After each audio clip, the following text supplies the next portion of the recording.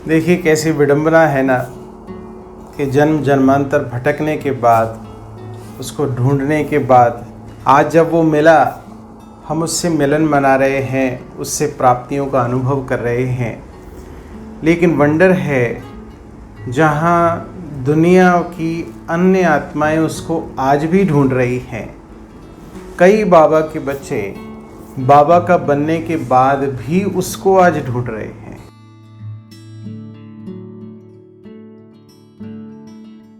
जब बाबा अवतरित हो रहे थे, चाहे ब्रह्मा बाबा के तन में, चाहे दादी गुलजार के तन में, उस समय भी एक धारणाएं सबको बाबा ने पक्की कराई थी। एक तो बाबा की श्रीमत, बाबा की मुरली, महावाक्य, उस पर जीवन को चलाना, और दूसरी वंडरफुल बात कि प्रतिदिन मीठे प्यारे बाबा से मिलन मनाना, अमृत वेला। और अगर मान लीजिए कोई बाबा से मिलन मनाता भी और ये दो धारणाएं पक्की ना हो तो उसे प्राप्ति का अनुभव नहीं होगा। तो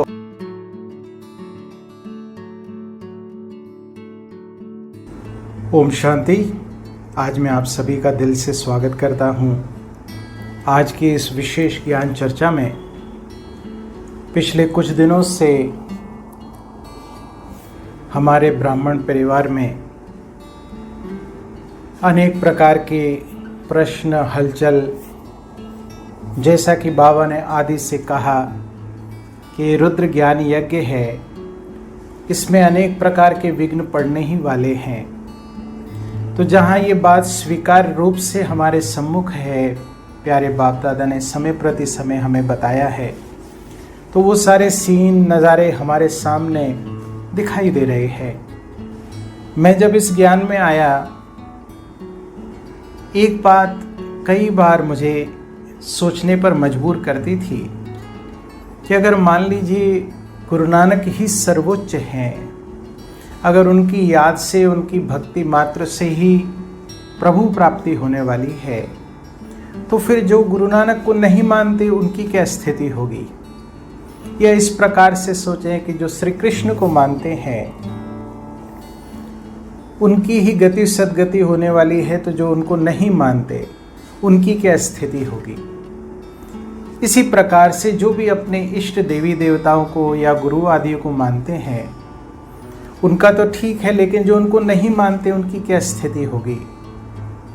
यही प्रश्न अभी वर्तमान समय हम सभी के मन में आ रहा है कि अगर मान लीजिए बाबा मधुबन बेहद घर को छोड़कर, जिसको कि दिन रात तपस्या करके मम्मा बाबा ने, दीदी दादियों ने अपने हाथों से सजाया संवारा, इस परिवार को इस बेहद स्थिति तक लेकर आया, और अब अगर बाबा को कुछ और आवश्यकता है भी, अगर मान लें थोड़े समय के लिए, और वो किसी और स्थान पर जाकर अपना कर्तव्य करने लगे, तो जो इस बेहद स्थिति को बनाने के लिए बाबा ने पुरुषार्थ किया, या शिव बाबा ने श्रीमत दी बड़ों को, जिस अनुसार ये सारा कारोबार आज दिन तक चलता आया, तो इस कारोबार का क्या। तो ये तो उस प्रकार से बात हो गई कि बाबा तो खेल कर रहे हैं, तो अगर बाबा कहीं और जाकर बच्चों की गति सदगति कर रहे हैं, तो जो बाबा के बच्चे ऑलरेडी हैं उनकी स्थिति क्या। खैर, हम इस बात को, जो विचार सागर मंथन इस समय के दौरान किया, वो मैं आपके सम्मुख रख रहा हूँ।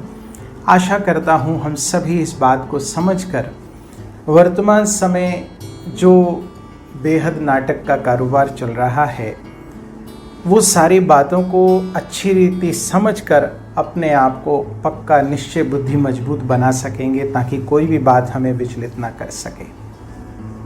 तो जब ये बात समझ में आई कि वो इस धरा पर आकर कर्तव्य कर रहा है, वो सर्वात्माओं का पिता है, मुझे उसके साथ कनेक्शन स्थापित करना है, तो उसकी पहचान के आधार पर उससे कनेक्शन स्थापित किया और उसकी पढ़ाई को हम पढ़ने लगे, उसकी श्रीमत अनुसार अपने जीवन को चलाने लगे।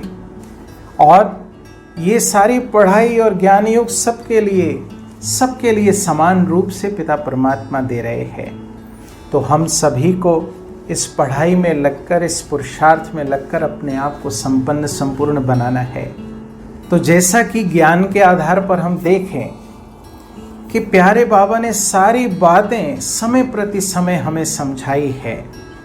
अगर हम अव्यक्त मुरलियों को ही देखें 1969 से लेके 2017 तक, तो वंडरफुल खजाना प्यारे बाबा ने हम सभी को दिया है। आज दिन तक मान लीजिए ये पढ़ाई थी, ये पढ़ाई बाबा ने पढ़ा दी और हमें एक निशाना दे दिया कि हमें परमात्मा को याद परम धाम में करना है। वो उस स्थान पर विराजमान है जो हमारा भी घर है, तो हमें उसकी याद वहां पर ही करनी है और किसी बातों में न जाकर। तो सिंपल सा विषय है कि क्या जीवन में परिवर्तन लाना, उसके लिए ज्ञान का अथाह खजाना हमारे पास है। बड़ों का जीवन हमारे सम्मुख है।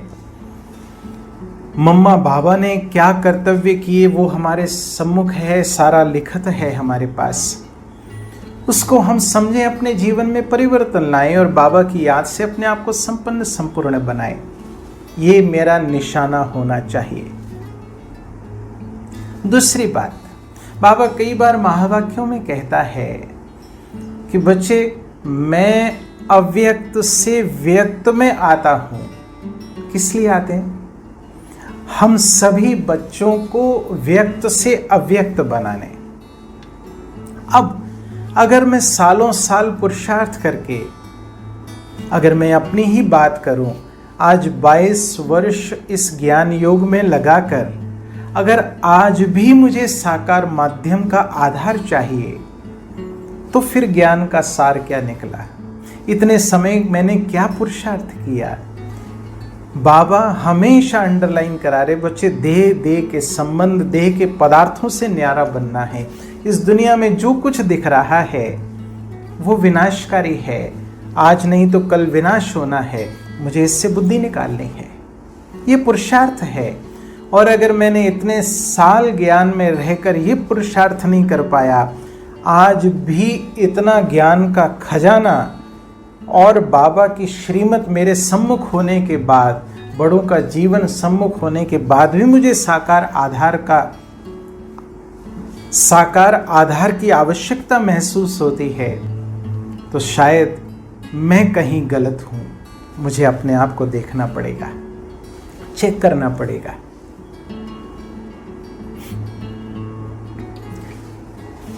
अगली बात जो बहुत इम्पोर्टेंट है, शायद हमने इस बात पर ध्यान दिया या नहीं दिया, परंतु अब इस बात को ध्यान से देखेंगे।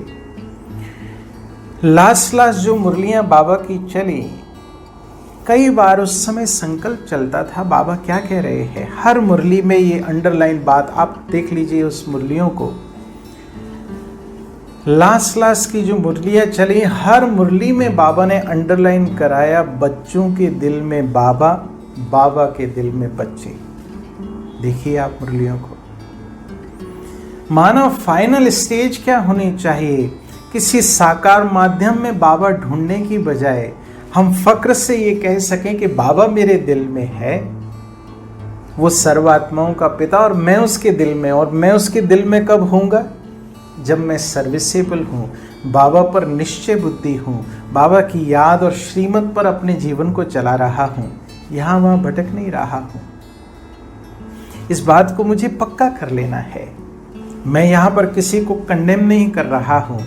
मैं तो जो बाबा ने हमें श्रीमत दी है वो मैं आपके सम्मुख रख रहा हूँ। और अगर हम लास्ट की बात करें, दिसंबर 2017 के बाबा के महावाक्य, आदरणीय निर्वैर भाई जी और ब्रिजमोहन भाई जी बाबा से पूछ रहे हैं कि बाबा इस वर्ष क्या विशेष करना है, क्या वर्ष होना चाहिए ये। तो बाबा ने उस समय बड़ी सहजता से बात कही कि समाप्ति वर्ष, कमाल करने का वर्ष, लोगों को जगाने का वर्ष। एक एक के मस्तक से बाबा के स्नेह में समाये हुए हैं। बाबा को ढूंढ रहे नहीं कहा बाबा ने। बाबा ने कहा कि अब ठिकाने पर पहुंचे हुए हैं, हम ठिकाने पर पहुंचे हुए हैं, लेकिन अब बाबा के स्नेह में हम कितना समाये हुए हैं, ये मेरे मस्तक से नजर आवे दूसरों को, ताकि दूसरे जाग सकें और दूसरों का कनेक्शन बाबा से जुड़ सके। इम्पोर्टेंट विशेष बात है, इशारा है, एक एक बात को समझ लेना। और बहुत सारी लास्ट मुरलियों में बाबा ने कहा कि बच्चों के नयनों में बाबा समाया हुआ हो। किसी साकार माध्यम में देखने की बात बाबा ने नहीं की, बच्चों के नयनों में बाबा समाया हुआ हो। कैसा विशेष वंडरफुल इशारा है। लास्ट में हमारी स्थिति कैसी होनी चाहिए।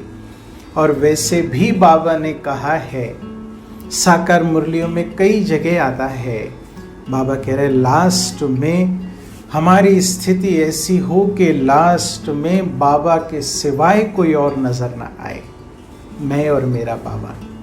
कैसी वंडरफुल स्थिति बाबा हम बच्चों की बनाना चाहता है। और अभी भी अगर हम साकार माध्यम, कोई और माध्यम ढूंढ रहे हैं, या अभी भी कोई और पढ़ाई की आवश्यकता महसूस होती है, तो अब हमें अपने आप को देख लेना है कि कहीं माया गुप्त रूप से, कोई रॉयल रूप से अपना वार तो नहीं कर रही है। कई प्रकार की बातें कही जा रही हैं। बाबा ने कई प्रकार के गुप्त रूप से कार्य किए, किसी को बताया नहीं। क्यों नहीं बताया भाई? बाबा ने बच्चों को डायरेक्शन दिया कि अब हमें इंडिया शिफ्ट होना है। गुप्त रूप से थोड़ी छुपके से आ गए, ना ही गुप्त रूप से मधुवन में स्थान परिवर्तन किए। सब बच्चों को मालूम था कि बाबा वहां परिवर्तन कर रहा है। यहां तक ही नहीं, ब्रह्मा बाबा अव्यक्त हुए, उसके बाद भी बाबा ने डायरेक्शन दिए कि अब ऐसा पाठ चलेगा बाबा का। कोई प्रश्न उठने का सवाल ही नहीं है। हर जगह बाबा ने हमें श्रीमत दी है, डायरेक्शन दिया है। और मान लीजिए बाबा को अभी भी कोई आवश्यकता है कार्य करने की, कोई उसको महसूस हो रही है अभी भी कोई साकार माध्यम लेने की, तो मधुबन यज्ञ में इतनी बेहद आत्माएं हैं जिन्होंने जन्म से इस ईश्वरीय बेहद कार्य में अपनी बेहद सेवाएं दी हैं, तो उनका आधार भी ले सकता है बाबा। भाई अब उसको अलग से जाने की क्या आवश्यकता पड़ी है? बच्चों को भटकाने के लिए आया है क्या बाबा? नहीं, कतई नहीं, हमें नहीं वो भटका सकता। और आदरणीय सूरज भाई जी ने भी कई जगह कोट किया कि बहुत समय से, यज्ञ के शुरुआती समय से बड़े सारे लोग आए, उन्होंने कहा मेरे में बैठा है। बाबा मुरलियों में साकार में भी कहता है मेरे में आ रहा है, मेरे में आ रहा है, सब माया है। और बाबा ये कहता है कि मुझे आवश्यकता पड़ने पर मैं किसी में प्रवेश करके कार्य कर लेता हूं, ये अलग विषय है। बाबा का पार्ट उसमें नहीं चलता, इस बात को समझ लेना। दो अलग बात है भाई। कहीं सेवा की आवश्यकता महसूस होती है, मैं किसी को नहीं समझा पा रहा हूं और बाबा ने उस आत्मा को निकालना है, तो बाबा मेरे थ्रू कार्य करा सकता है या किसी के भी थ्रू। लेकिन बाबा का पार्ट चल रहा है उस शरीर में, ऐसा हम नहीं कह सकते। और ऐसा कहना मैं तो ये समझता हूं बाबा की ग्लानि है, 100% ग्लानि है। बाबा को समझने के बाद, बाबा का बनने के बाद बाबा की ग्लानि करना महापाप है। ऐसा हमको कतई नहीं करना है। अब आगे और विस्तार अगर हम देखें, अगर मान लीजिए बाबा को फिर भी आवश्यकता है कहीं और बच्चों को ढूंढने की, यहाँ वहाँ पाठ बजाने की, तो बाबा बजाए पाठ। बाबा का कार्य है, वो कर रहा है। उसने मुझे बता दिया मुझे क्या करना है, बस मुझे उससे स्टिक होना है। मुझे बाबा के पीछे भटकना फिरना नहीं है। कई बार अव्यक्त मिलन के समय पर डायमंड हॉल में दादी के तन में बाबा बैठे हैं और कई भाई बहने, ये निंदा चुगली नहीं है लेकिन देखने का विषय है, कई भाई बहने खाने पीने का सामान ले जाके एज अ पिकनिक सेलिब्रेट कर रहे हैं। अरे भाई, वो परमपिता परमात्मा जिसको हम ढूंढते आए, जिससे योग लगाने के लिए, शक्तियां लेने के लिए हम अमृत वेले जाग जाग कर प्रयत्न कर रहे हैं कि उससे शक्तियां मुझे मिल जाएं, वो मेरे सम्मुख डायमंड हॉल में आकर बैठा है। और अगर हम डायमंड हॉल में नहीं भी बैठे हैं, पूरे विश्व में कहीं पर भी बैठे हैं, तो परमधाम से डिस्टेंस तो कम ही है। हम उससे शक्तियां ले सकते हैं बाकी सब बातों से बुद्धि योग हटाकर, लेकिन हम उस बात को नहीं समझे। हमने उस समय भी बुद्धि योग भटकाया है। शायद उसी का रिजल्ट ये है कि वर्तमान समय पेपर आ रहे हैं और हम विचलित हो रहे हैं। देखिए कैसी विडंबना है ना कि जन्म जन्मांतर भटकने के बाद, उसको ढूंढने के बाद आज जब वो मिला, हम उससे मिलन मना रहे हैं, उससे प्राप्तियों का अनुभव कर रहे हैं। लेकिन वंडर है जहाँ दुनिया की अन्य आत्माएं उसको आज भी ढूंढ रही हैं। कई बाबा के बच्चे बाबा का बनने के बाद भी उसको आज ढूंढ रहे हैं। अब इस बात को अगर हम गहराई से देखें, जब बाबा अवतरित हो रहे थे, चाहे ब्रह्मा बाबा के तन में, चाहे दादी गुलजार के तन में, उस समय भी एक धारणाएं सबको बाबा ने पक्की कराई थी। एक तो बाबा की श्रीमत, बाबा की मुरली, महावाक्य, उस पर जीवन को चलाना, और दूसरी वंडरफुल बात कि प्रतिदिन मीठे प्यारे बाबा से मिलन मनाना अमृत वेला। और अगर मान लीजिए कोई बाबा से मिलन मनाता भी और ये दो धारणाएं पक्की ना हो तो उसे प्राप्ति का अनुभव नहीं होगा। तो आधार ये दो बातें विशेष हैं जिनको हमें आज भी पक्का करना है। अगर प्यारे पिता परमात्मा से हमें सर्व प्राप्तियों का अधिकारी बनना है तो बजाय इसके हम के और आधार ढूंढें, हमें ये दो धारणाएं पक्की करनी है। बाबा तो प्रतिदिन हमसे मिलन मना रहा है, हमें इस वतन से निकल उस वतन में जाना है बाबा से मिलन मनाने। ये विशेष पुरुषार्थ पर हमें ध्यान देना है। एक बात मैं और आपके सम्मुख रख दूं। मान लीजिए हम किसी दुकान पर कोई सामान आदि खरीदने के लिए जाएं और उस दुकान से अगर मुझे सारा सामान मिल जाता है तो पक्की बात है मैं किसी और स्थान पर नहीं जाऊंगा यहाँ वहाँ भटकने। मैं दूसरी दुकान पर तभी जाता हूँ कि जब मुझे इस दुकान से सामान मेरा पूरा प्राप्त नहीं होता है। तो आज जिन बाबा के बच्चों की स्थिति भटकाव वाली है, माना वो बाबा से बाबा की श्रीमत अनुसार, बाबा की याद अनुसार प्राप्तियां नहीं कर पा रहे हैं, शायद इसलिए उनकी भटकाव की स्थिति है। हम सभी को तो बाबा से सर्व प्राप्तियां वर्तमान समय बाबा की श्रीमत और ज्ञान योग के आधार पर हो रही हैं, तो हमें किसी भी प्रकार के भटकाव में नहीं जाना है। कि जैसे आदि से लेकर अभी तक ऐसा नहीं हुआ कि बाबा ने इस यज्ञ से अलग होकर किसी और स्थान पर पधरामणी की हो। पहले ब्रह्मा बाबा, फिर दादी गुलजार, इस प्रकार से। और एक बार मुझे याद आता है, आदरणीय निर्वैर भाई जी का स्वास्थ्य ठीक नहीं था, मुंबई में थे, तब बाबा की पधरामणी मुंबई में दादी के तन में हुई थी। तो वो भी दादी का तन, मुकर्रर तन जो था, उसमें पधरामणी हुई। ऐसा नहीं हुआ कि वहाँ उस सेंटर की निमित्त आत्माओं में बाबा अवतरित हुए। बाबा ने समय प्रति समय कहा है, जो बाबा का मुकर्रर स्थान है, जो बाबा का मुकर्रर रथ है, उसका आधार लेते हैं। तो वर्तमान समय किसी भी प्रकार के भटकाव की आवश्यकता नहीं। हम अपने मन बुद्धि को एकाग्र रखें, निश्चय बुद्धि रखें। अब मान लीजिए इस बात को स्वीकार भी कर ले, बाबा किसी और स्थान पर किसी और रथ का आधार लेकर अपना पार्ट प्ले कर रहे हैं, और मान लीजिए कल को वो आत्मा अपना रथ छोड़ के परमधाम चली जाए, तो क्या लगेगा? बाबा फिर और स्थान पर। या हम ऐसा कहे कि आज बाबा कहे कि अफ्रीका बहुत बैकवर्ड हो गया है, मैं अफ्रीका का उद्धार करने के लिए वहाँ अवतरित हो रहा हूँ। अफ्रीका में कोई आत्मा कहने लगे कि बाबा तो मेरे तन में विराजमान है, आ जाओ। कितने आत्माएं जा पाएंगी? तो अब इन सब प्रकार की बातों से मुक्त होकर हमें अपने पुरुषार्थ में लगना है। ये साइड सीन्स हैं माया के रॉयल रूप हैं। हमें बस अपने पुरुषार्थ पर एकाग्र रखना है अपने आप को।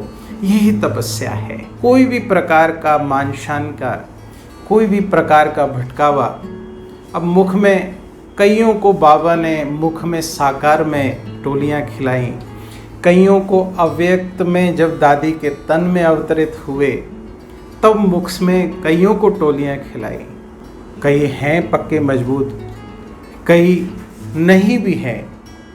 और इस बात को हम ध्यान से देख सकते हैं कि हमारी प्रारब्ध बाबा के हाथ से टोली खाने से नहीं बनने वाली। हमारी प्रारब्ध हमारे पुरुषार्थ, ज्ञान योग के आधार पर, सेवा के आधार पर, धारणाओं के आधार पर बनने वाली है। इस बात पे हमें फोकस देना है। परंतु विडंबना ये है कि आज दिन तक हमारा यही संस्कार रहा।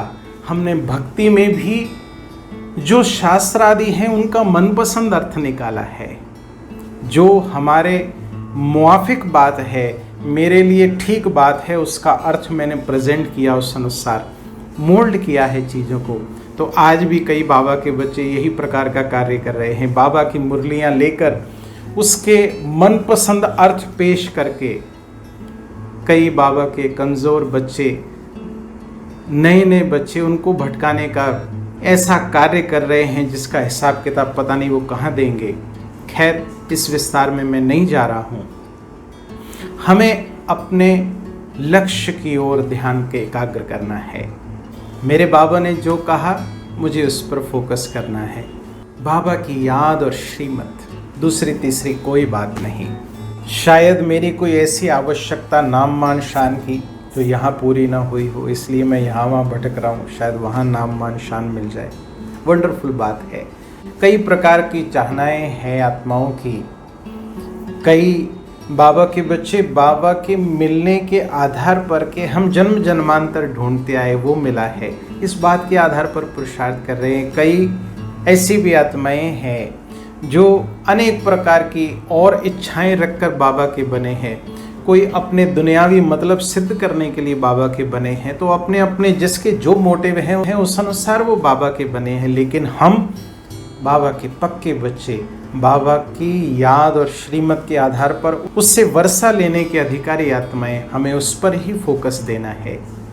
तो अब सिंपल सी बात कि बाबा ने मुझे श्रीमत दी है, कैसा मेरा जीवन होनी चाहिए, किस प्रकार से धारणाएं, कैसी सेवाएं, कैसा त्याग तपस्या सेवा, और बाबा को याद कहाँ करना है।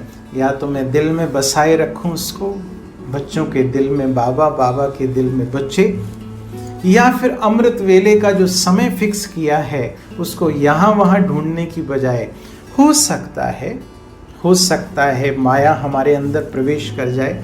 तो ये तो बात सिंपल सी बात है। अगर अभी भी कहीं बाबा पाठ चला रहा है तो वो भी यही बात ही कह रहा होगा कि पुरुषार्थ करो, बाबा को याद करो, बाबा की श्रीमत पर चलो। यही हम कर रहे हैं। क्या मुश्किल आता है इसमें? कोई कंफ्यूजन की आवश्यकता नहीं। और मैं तो यहाँ तक भी कह रहा हूँ, अब अगर बाबा स्वयं उतर के आकर भी कहे कि मैं यहाँ नहीं यहाँ हूँ, तो मैं तो यही कहूँगा, बाबा आपको जहाँ पाठ बजाना है बजाएं, मैं तो यहाँ बैठ के तपस्या कर रहा हूँ। आपको अगर मुझे देना है, अब मुझे नहीं भटकना, आपने मुझे भटकने से छुड़ाया, अब मुझे यहाँ ही तपस्या करके आपसे सारा वर्षा लेना है। साकार में मिलना माना वर्षा लेना नहीं है, वर्षा लेना माना बाबा की याद और श्रीमत। यही है ना। कई बाबा के बच्चे साकार मुरलियों में आता है, बाबा से मिले, बाबा के साथ पाठ बजाया, अपने खून से लिख लिख कर कहते थे बाबा हम आपके, आप हमारे। वो आज नहीं है। तो साकार में मिलना नहीं है। मिलना तो वो है जिसका उदाहरण बाबा साकार मुरलियों में देता है कि बांदेलियां कई ऐसी हैं, वो अच्छा पद पाने वाली हैं, वो मिली भी नहीं है बाबा से कभी, लेकिन बाबा की याद, निरंतर याद में है वो। ये स्थिति चाहिए हमारी। साकार में ढूंढने की ज़रूरत नहीं है। बड़ी टोलियां खाई हैं हमने बड़ों से, बाबा से भी स्टेज पर ली है, कोई बात नहीं है। वो कोई बड़ा मैटर नहीं है। बड़ा मैटर है अपने आप में परिवर्तन, अपने आप को सशक्त बनाना, बाबा के समान संपन्न संपूर्ण बनाना। और आदि से लेकर कई सारे लोग आए जिन्होंने कहा बाबा यहाँ बैठा है, आज वो भागते फिर रहे हैं, उनको छुपने के लिए जगह नहीं मिल रही। खैर, मैं इस विस्तार में नहीं जा रहा हूँ। इस बात को हम समझ लें, इशारे को। कई भाई बहने कह सकते हैं कि बड़े वीडियो बना बना के डाल रहे हैं, शायद इनको डर लग रहा है या कंफ्यूज्ड हैं। प्यारे भाइयों और बहनों, हम कंफ्यूज नहीं है। पिक्चर पूरा क्लियर है। बट जस्ट ये मेरा एक प्रयास है। बड़े भाई बहनें सभी जिनके भी संकल्प चल रहे हैं, उनका प्रयास है कि जो कहीं कमज़ोर आत्माएं हैं, जो बाबा से पूरा वर्षा ले सकती हैं, वो कहीं इन बातों में आकर भटक ना जाएं। उनको एक सावधानी देने के लिए एक छोटा सा प्रयास है, बाबा करा रहा है। और अगर हम इस बात को समझ भी लें, इस बात को मान भी लें कि बाबा कहीं और पार्ट बजा रहा है, तो यहाँ जो इतनी आत्माओं का जीवन लगा है, क्या सब व्यर्थ है? ऐसा हम नहीं कह सकते। बाबा ऐसा नहीं कर सकता, इतना निर्दयी वो हो नहीं सकता। हाँ, आज दिन तक जिन्होंने भी ऐसे बाबा के पार्ट बजाए हैं किसी भी विधि से, चाहे कोई आत्मा और प्रवेश कर रही है, चाहे मिमिक्री कर रहे हैं, चाहे कुछ भी, वो आत्माएं जो धारणाएं नहीं कर सकी, यहाँ पर बाबा की श्रीमत पर नहीं चल सकी, अपनी मनमत पर चलते रहे और अपनी मनमत पर ही अभी कारोबार कर रहे हैं। शिव बाबा सबको सद्बुद्धि दे। और वंडरफुल बात तो ये देखिए कि आज दिन तक 80 वर्ष बाबा का पार्ट बजाते हुए हो गए बाबा को। आज दिन तक तो पार्ट बजा, ये तो स्वीकार है ना बात, इसमें कोई कंफ्यूजन नहीं है। बात तो अभी के पार्ट की हो रही है। अभी कहाँ पार्ट, अभी कहाँ पार्ट नहीं, अभी बाबा गुप्त रूप से पार्ट बजा रहे हैं। जो अव्यक्त में अनुभव कर रहे हैं उनको अनुभव हो रहे हैं, जो साकार में ढूंढ रहे हैं वो ढूंढते रहे। उनका शायद वो पार्ट ऐसा है, शुभ भावनाएं हैं, वो भी एकाग्र हो जाएं, स्थित हो जाएं, भटकने से बच जाएं। आज दिन तक बाबा ने कभी मुरलियों में ओम शांति के अलावा कोई बात वर्ड यूज नहीं किया, लेकिन अब बाबा क्या कह रहा है? ओम नमः शिवाय, बाय बाय कर रहे हैं बाबा। वंडरफुल बात है ना भाई। ओम नमः शिवाय माना क्या? ओम माना मैं आत्मा शिव को नमन कर रही हूँ, और बाबा क्या कहेगा? मैं आत्मा शिव को नमन कर रही हूँ। तो बात समझ लें, एक एक बात। जो भी पार्ट जिस भी प्रकार का बजा रहे हैं उनका पार्ट उनको मुबारक, लेकिन हमें बाबा के साथ पार्ट बजाना है, बाबा की श्रीमत पर चलते हुए बिल्कुल विचलित नहीं होना है। पक्का मजबूत, मैं और मेरा बाबा, दूसरा तीसरा कोई नहीं। चाहे कोई भी कुछ कहे, कोई भी कुछ कहे। मैं तो यहाँ तक भी कह रहा हूँ, मधुबन बेहद घर से भी अगर कहीं ये नोटिफिकेशन आ जाए कि फलां जगह बाबा बैठा है, मुझे वो भी स्वीकार्य नहीं है। अब सिंपल सी बात है, बाबा ने श्रीमत दी, अव्यक्त मुरलियों का, साकार मुरलियों का खजाना मेरे पास है। आप तो पुरुषार्थ करें। बाबा कई बार कहता है साकार मुरलियों में, 7 दिन का कोर्स उठाया, कहीं भी रहकर आप पुरुषार्थ कर सकते हो। बांदेलियों का सिंपल सा एग्जाम्पल बाबा कई बार मुरलियों में देता है। तो साकार माध्यम की आवश्यकता नहीं है अब हमें। उसने नॉलेज जो देनी थी दे दी, अब बस उस नॉलेज को धारण करने का पुरुषार्थ मुझे करना है। तो इन्हीं शुभ भावनाओं के साथ हम सभी बाबा के बच्चे पक्के मजबूत बने, सशक्त बने, समझदार बने, परखने की शक्ति को धारण करें। बाबा ने कहा ना, माया को भी परखना है। कई बार माया इस रूप में ही आ जाने वाली है कि तो बाबा की श्रीमत है, हमें मानना है। नहीं प्यारे भाई बहनों, सुदृढ़ रहे, सशक्त रहे, सुचेत रहे, जागृत रहे। ये भी जागना है। कहीं ज्ञान में आने के बाद भी आलस सलबेनेपन की नींद, न परखने वाली नींद में सो न जाए, सिर्फ इसलिए ही नहीं कि कोई बड़ा हमें कह रहा है कि बाबा वहाँ बैठा है। जो जहाँ जाना चाहता है मुबारक है, उनका जीवन, उनका पार्ट। और मैं तो ये सबको निवेदन करता हूँ, जिसने जहाँ जाना है वहाँ जाए, लेकिन बाबा से कोई हिलाए ना। भाई आपको जहाँ जाना है, आपका जीवन है, जाइए, लेकिन आप दूसरों को क्यों कह रहे हैं?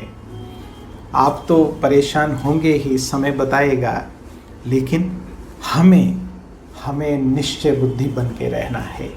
बड़ों को सामने रखते हुए, बड़ों को अच्छी बात है, मुबारक है, लेकिन बाबा ने तो सिंपल सी बात कही है। आज भी बाबा मुरली में कह रहा है, see mother father, follow mother father. Simple. मम्मा बाबा ने क्या किया, मुझे बड़े भाई बहनों को भी फॉलो करने की आवश्यकता नहीं। फॉलो मदर फादर, सी मदर फादर, बस बात यहाँ समाप्त होती है। तो इन्हीं शुभ भावनाओं के साथ आपका आने वाला समय मंगलकारी हो, कल्याणकारी हो। बाबा की याद और श्रीमत के आधार पर हम जीवन को सशक्त, सुदृढ़ बनाएं। अनेक आत्माओं के कल्याणार्थ अपने जीवन को सेवाओं में समर्पित करें, बाबा की याद में रहें, सब एक दूसरे को, एक किले को मजबूत रखें, कोई बात हमें हिला ना सके। इन्हीं शब्दों के साथ मैं अपनी वाणी को यहाँ विराम देता हूँ। आशा करता हूँ जो विचार मैंने आपके सम्मुख रखे, कुछ ना कुछ इससे आप अपने जीवन में धारण करके अपने आप को सशक्त बनाएंगे। मीठे प्यारे बाबा की याद में, ईश्वरीय सेवा में ग्वालियर के ब्राह्मण परिवार की ओर से आप सभी को बेहद शुभकामनाएं। ओम शांति।